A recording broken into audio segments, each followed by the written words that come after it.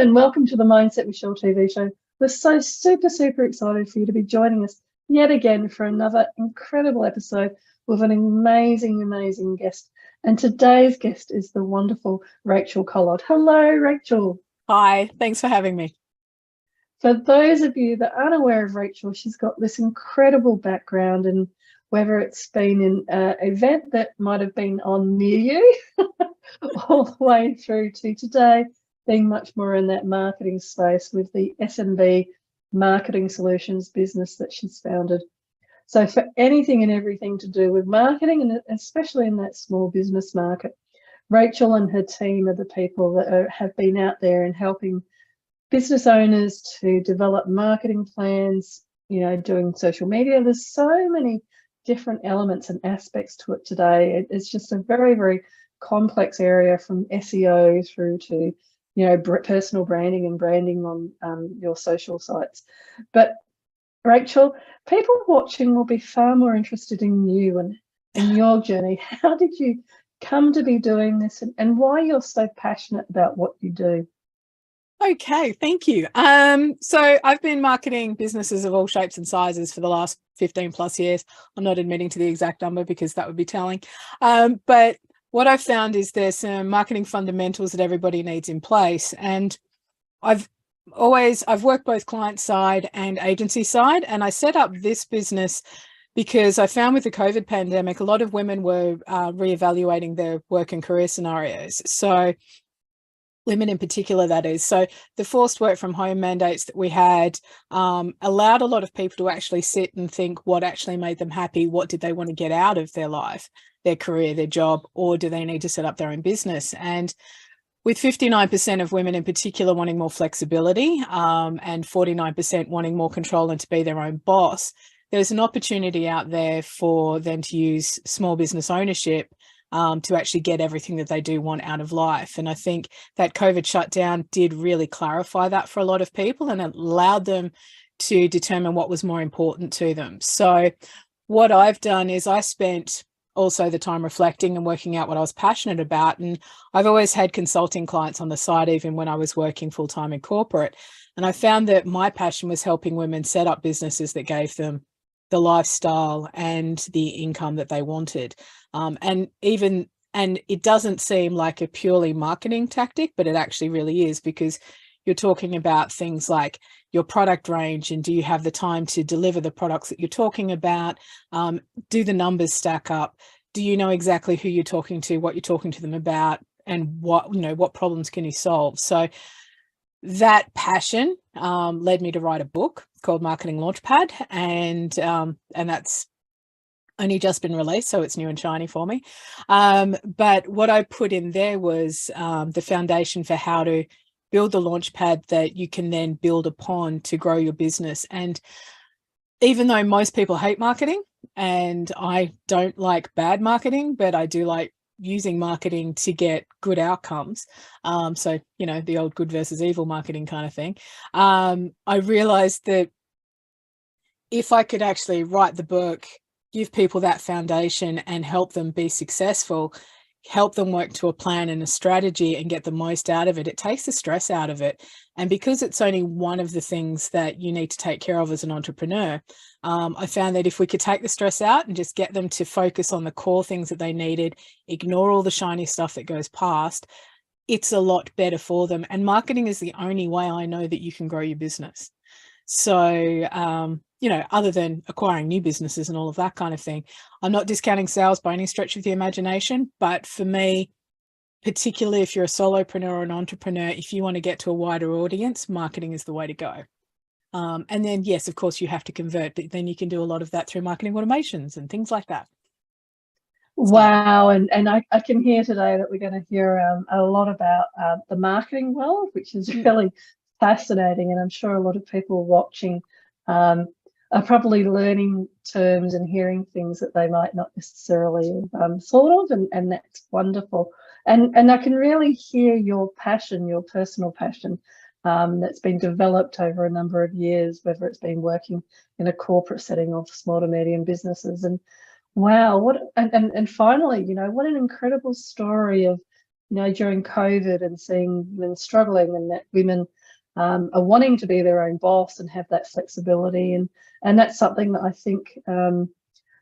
I think was already happening with technology, giving people more options, not just women, but more options around work and work-life choices. With all of those different areas and expertise in that marketing space, what do you think then for you is your personal success? What is it? Having that work-life balance for yourself. What would you say is your personal ideas about success? I think so. I come from corporate. For marketing roles, if you're a head of marketing, you are used to six-figure salaries and all of that kind of thing. So for me, success is about not just the income, but also I like the flexibility and the empowerment I get to work with the people I want to work with, doing the work I want to do, because that's when I perform better. So if I'm happy in what I'm doing and who I'm working with, I'm going to be a much better, my output's going to be better, my quality is going to be better. I also love writing, so hence, writing the marketing book, but I also want to make sure I've got time to do passion writing. So, I'm writing a novel as well.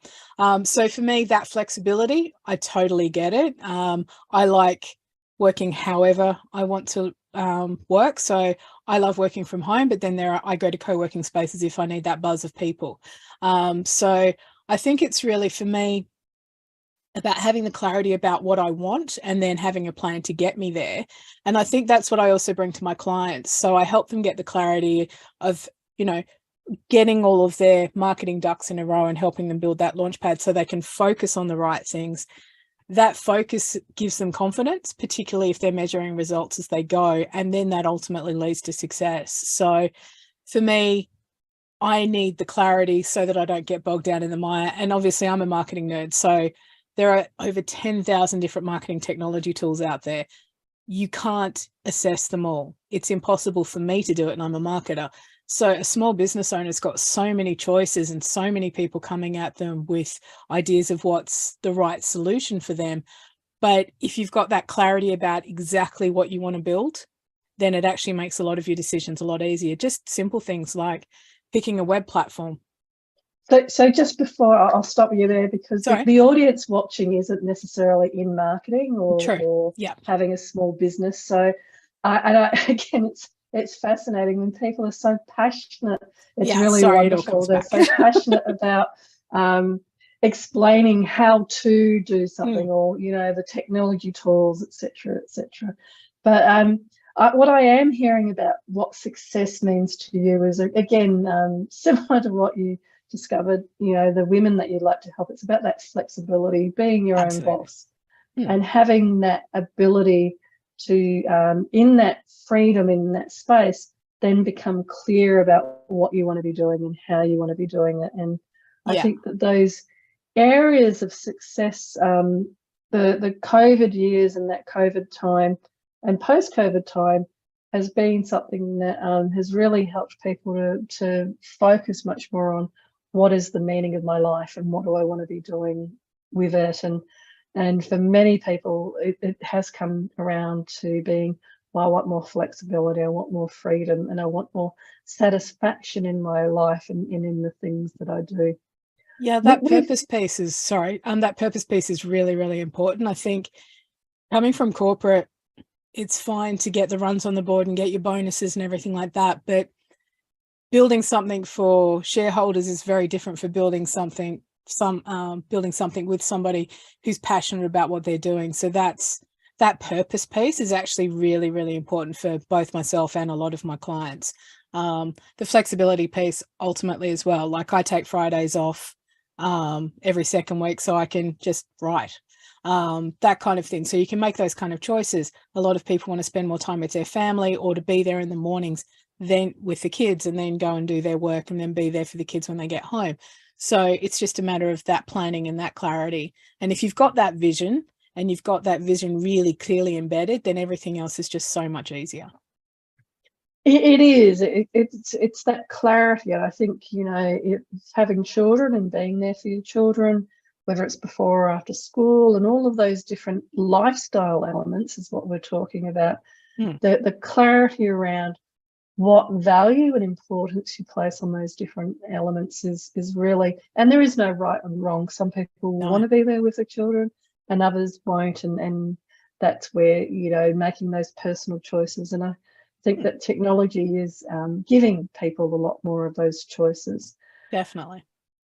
With you know, that journey that you have been on, both within corporate, earning the big dollars, and as a small to medium-sized business, what sort of things do you think, or habits do you think that you have helped you to make that transition? What sort of self-talk or support mechanisms or tips would you share with others that might be watching this and going, well, I'm not really interested in marketing, but you know, I really love graphic design, or I really love this, or I really love that, but you know, I can't do it, or it's too hard, or it's this, or it's that.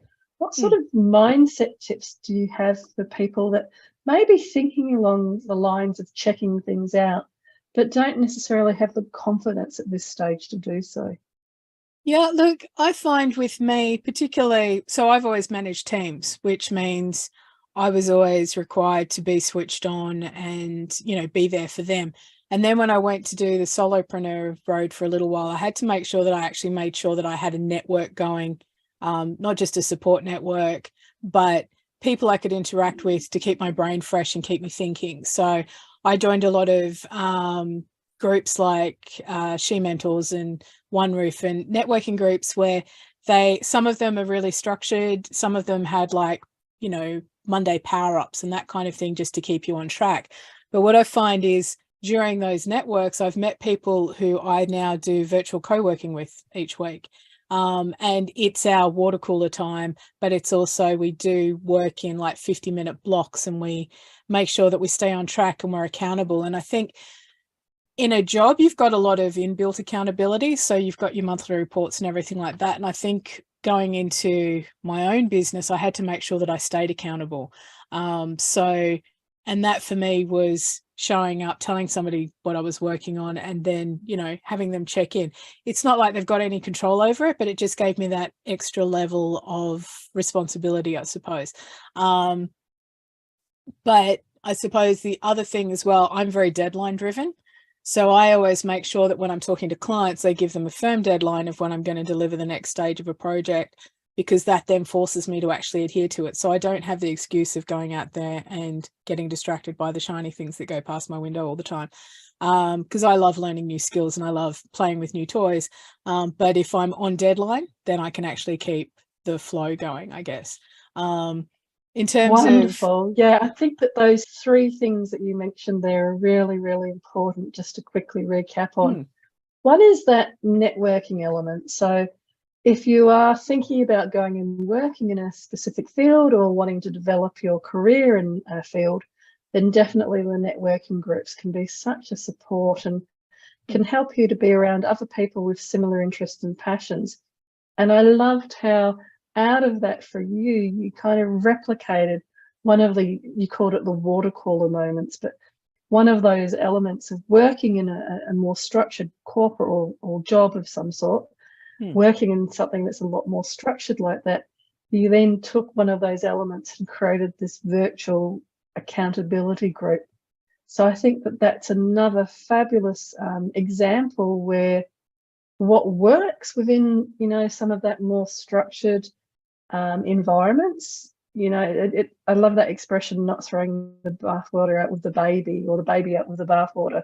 So definitely leaving those structured environments and creating a more flexible lifestyle environment for you, it doesn't necessarily mean throwing out all of the elements. And no. I love this accountability group idea, because it then means that, similar to when you worked in an office and you turned up and reported on your progress, and recognizing that, yes, the people in that group aren't going to say, well, you know, you need to finish that by 5 p.m. because you said you would have it done yesterday. Yeah, absolutely. So you need to stay all night and work on it or whatever. Nobody's going to sort of say that to you. But that discipline, or that routine of those components that worked for you in those structured jobs, bringing some of those into the flexible jobs. And then that final part of the example that you so beautifully used around deadlines. So not everybody works well to deadlines. Some people, get asked to do something or decide to do something and just sit there and finish it early. And others leave it to the night before. It's a bit like school and, doing homework and projects. Exactly. A lot of those habits that got, built within your school years become the habits that you continue doing throughout life in some ways.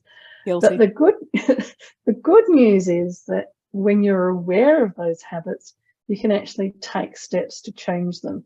And whether that's, pressuring yourself to get it done straight away when you're given a task or decide to do something, or leaving it till the night before, you can. Quite that bad.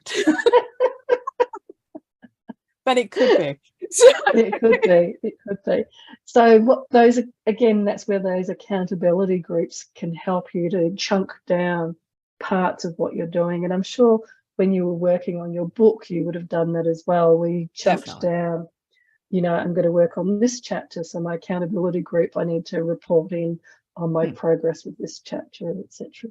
So three really powerful, and that's why, sorry, I just wanted to stop there and reflect back on these three really powerful suggestions around ways to, look at what you're currently doing and improve it, or if you're looking for a new job or a new career, things that can also support you in shifting from where you are to where you want to be.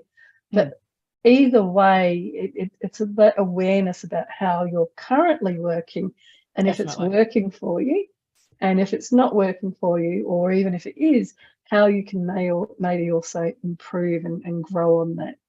Yeah, for sure. I mean, you're right. I learned very bad study habits at school because I always got good grades, but I always left everything to the last minute. And I am a busy procrastinator as my default position. I would love to learn something new, but wasting that time doesn't keep me on song, which is why that vision of what I'm building and giving myself deadlines keeps me on track. And with the book, I used a book coach. And I mentor people in marketing to, keep them on track with that kind of thing. My book coach had to boot my ass occasionally because I, was procrastinating, but at least it was an initiative that I put in place to make sure that I overcame how I knew I could slip. So it kept me on track. And I'm somebody that definitely needs that. I've got the ambition and I've got the skills, but I'm so easily distracted. So I had to make sure that I minimize those distractions for myself. And I think that you touch on a really important point there, because a lot of what's happened with social media and with the way that people learn and do things today, a lot of that actually has kept building. This very short, our attention spans, I can't remember the statistics, but it used to be that we could pay attention for 5 minutes and then 4 minutes and then 3. And I think it's down to about 15 seconds now. So even by the time I finish one of my sentences, people already have switched out and switched back in again to what we're talking about, because our attention spans have got shorter. So that busy procrastinator, which I'm sure we can all relate to, and the putting things off, so that, and I love how you recognize these elements of who you are and how you do things. And for something like a book coach, with the book, you went and got a book coach to keep you accountable and to keep in a sense, the momentum rolling on what you were doing, so that you could keep achieving those deadlines. I also think it's important to point out that you did recognize some of those poor habits that came out of school. Yeah, definitely. It's been an ongoing battle my entire career, I guess, but I also picked a career that allowed me to do what I do best. So I like setting up new things, and that gets me excited, and then it's easier to stick to your deadlines. I like creating new systems, so that totally works for me. So what I make sure I do with the business structure that I have is that I create those new systems, but then I automate them so that I don't have to keep maintaining them, because that's not where my strengths lie. So yeah, I think definitely dialing into what you're good at is actually where you'll find your happiness. It's it's that zone of genius that people talk about. It doesn't feel like genius when you're in it, but I can tell when I'm inspired or motivated or happy doing what I'm doing versus, the monthly report.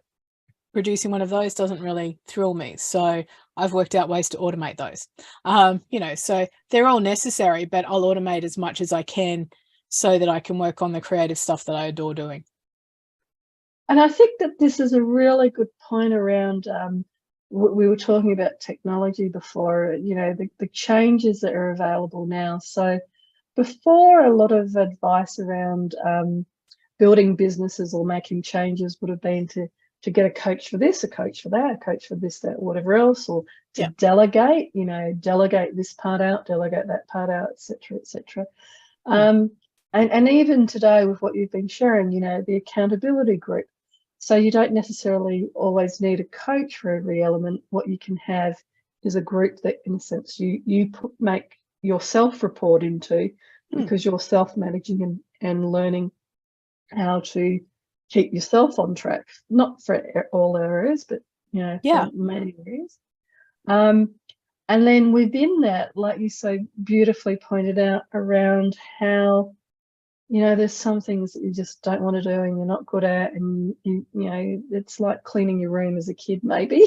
Exactly. If you could have delegated it out to somebody as a kid, you would have delegated it out in a heartbeat. Exactly. Yep.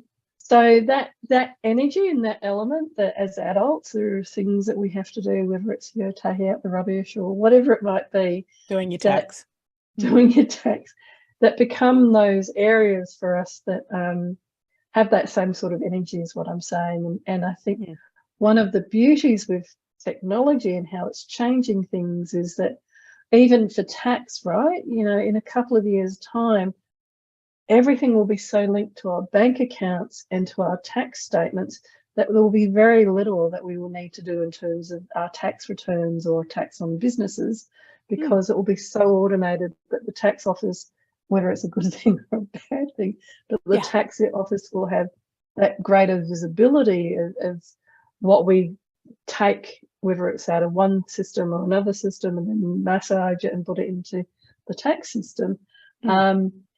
Eventually the AI and all of the other automated technology and systems will be able to do more and more of that for us. So absolutely. So just like, not wanting to clean your room, and there'll be a robot to do that. I look forward to that, Dave. The Jetsons promised me that. I haven't got the robot yet. I'm waiting.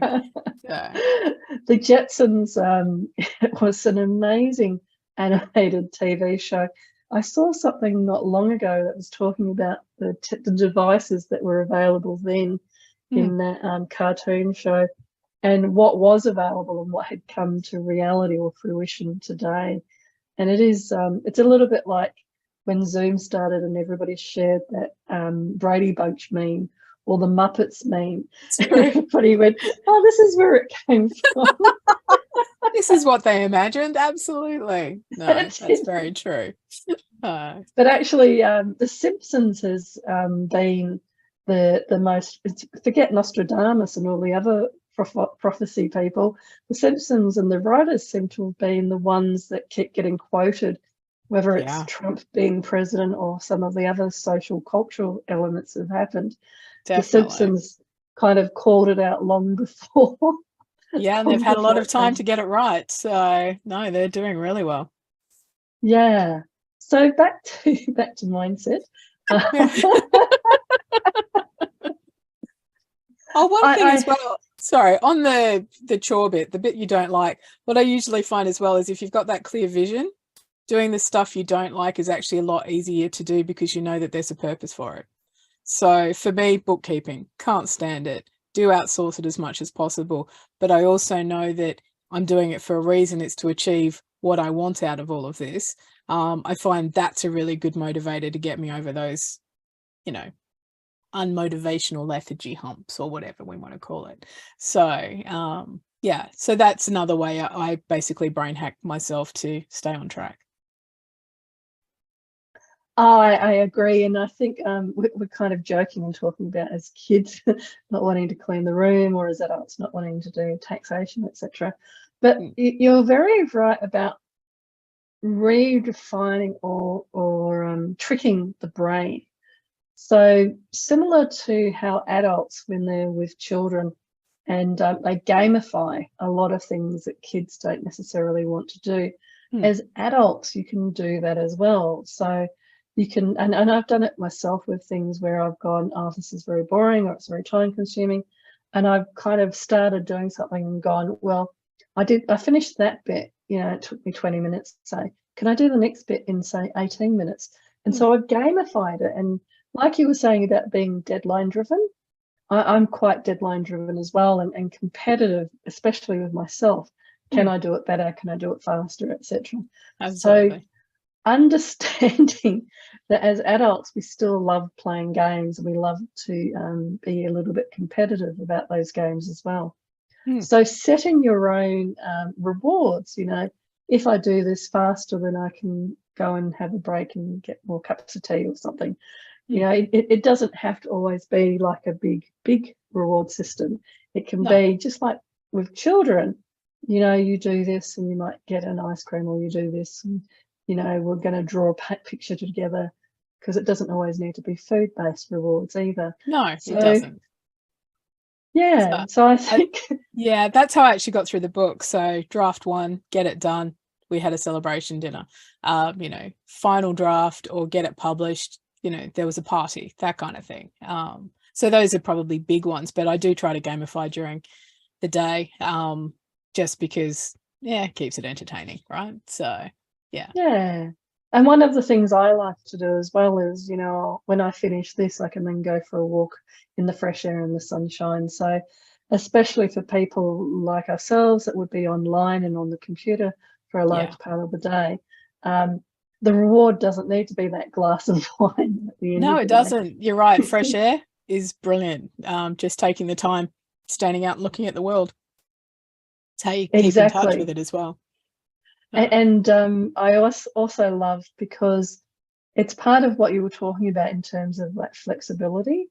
Hmm. So when you're in an office, it's much harder to get up and go and stand outside and walk around the block, because you may also be in the middle of the downtown. So there's no sun and it might be colder and busier, etc. Hmm. But if you're working from home at points in time, then yes, you have that ability to go, well, okay, I need to clear my head, so I'll go for a walk around the block and look at the neighbourhood trees and the neighbours and say hello to some people and come back and keep working again. So, Hmm. yeah, I guess I'd better point out that it's not just about avoiding cleaning your bedroom or whatever. No, definitely not. The other thing as well with the flexibility is I'm definitely a night person. So I do all of my deep work late, but I also make sure, I mean, obviously I've got clients, so I need to be there during the business day, but I make sure I don't do meetings early in the morning, because that's not when I fire. I'm definitely a later in the day person. So, and you take the dinner break to spend time with family, but then I can make the choice to go back to work afterwards if I need to. So I think those kind of things, knowing how you work, knowing what your biorhythms are, that kind of thing, I think that's actually really important as well. And if you do run your own business, then you have the choice. So, I've got a lot of early morning, like my accountability calls are in the morning, for instance, but that's not necessarily deep work for me. So I just make sure that I manage my days. I make sure that I get my admin and my planning done on a Monday, so that I've got the week mapped out and I then relax about it. And that's just because that's the personality I am, and that's how I need to manage myself. So, Rachel, if there was ways, what's the best way for people to actually get hold of you if they wanted to connect after today? so I'm on LinkedIn. Obviously, my name is spelt really badly, but but it has a C and a Q. I'm sorry about that. But I've also got my website, smbmarketing.com.au, or the book is marketinglaunchpad.com.au, and I'm on all of those channels. So, yeah. Quickly, Lynn, if you were to give some advice to your younger self, what might Mhm. that advice be? we're probably, I was raised to think that financial success was the way you measured success, but now I've gotten older, I realize it's not everything. It's part of it, certainly, but I think there's more important things in life. So I think if you can take more chances to find the things that absolutely make you happy, and then work out a way to make that an ongoing part of your life, I think that would be a really good thing to do. And I think I didn't think about that enough when I was younger. So I think when you're younger, you automatically assume that you're going to be happy if you're successful. But I can tell you I've been successful from a career point of view, but not been overly happy with all of the outcomes, I suppose. So yeah, money isn't the be all and end all. There are other ways of finding that satisfaction and that happiness and that joy, which I think as I get older becomes more and more important. So fabulous. And I really love that sentiment, money doesn't necessarily equal happiness. It may equal a part of the definition of success. And your advice to your younger self is to take more chances and to explore more of those other areas. But Rachel, it's been such a lovely, lovely time sharing this session with you. Thank you so much for all of your fabulous suggestions today. Thank you. I appreciate your time. It's been fun. And to all the viewers out there, thank you again for watching and for all of the fabulous feedback. But for now, from my heart to your heart, be great, be fabulous, and be you.